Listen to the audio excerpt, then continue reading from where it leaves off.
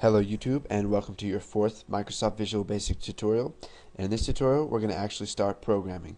Now to start off, we're going to go ahead and click New Project, and this will open up our New Project window. Now here I'm going to have to try to get this into frame. We're going to go ahead and use the installed templates under Visual Basic. Going to select a console application. Now we could do a Windows Forms application, but that has a lot of code that's already pre-made for you, and this could confuse you even more if you're a beginner programmer and you've never learned a language.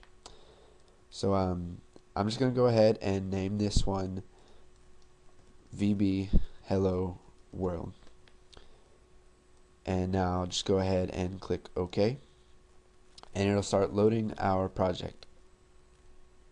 Here's our module that we've created.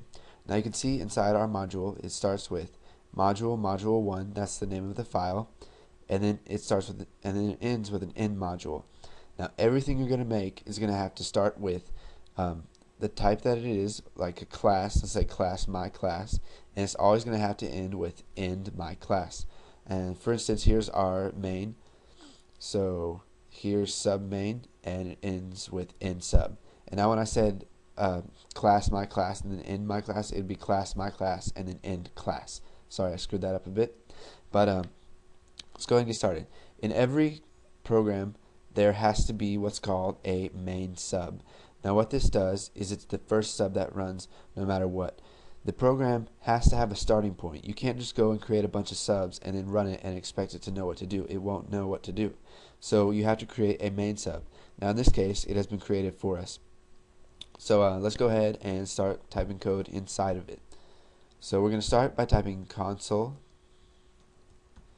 Now you can see that there's a window that pops up right here. Now it has a bunch of words in here that you may or may not know what they do. Now what this is called is it's called IntelliSense. This is one of the most helpful things that is built into your IDE. It looks at what you've already written and gives you suggestions based on that. So you can see here that the first one is console, which is what we want. So we're just going to type console dot, and then we'll do right, and you can see here that it's got right and right line. We'll just arrow down and select right line, press tab, and it'll automatically fill that in for us. Now when we call right line, this is a sub, and inside of it, inside of these parentheses right here, is what's called arguments. Now the arguments for writing a line to the console is a string. Now what a string is it's a bunch of characters put together, and they're stored inside of two quotation marks. So we'll just type hello world. Now this is our hello world string. It is not stored as a variable or a data type. It's just there for the time we need it, and then it's gone. Now in some languages this is called a literal string. I don't know if it's the same in Visual Basic. I haven't looked that up. But I'm just going to call it a literal string because it's the same thing. So down below that, what we're going to have to do is type console.readLine, and we'll leave empty arguments for that because we don't have to tell it to do anything specific. Now if we come up here, you can see the start debugging arrow. What this does is it runs our program in debugging mode, which will show us the errors down in the error list.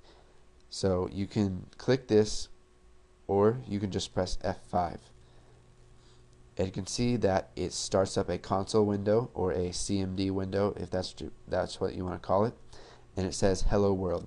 And you can see that it's stopped right here because it's stopping to let us read the line. That's why we called console.readLine.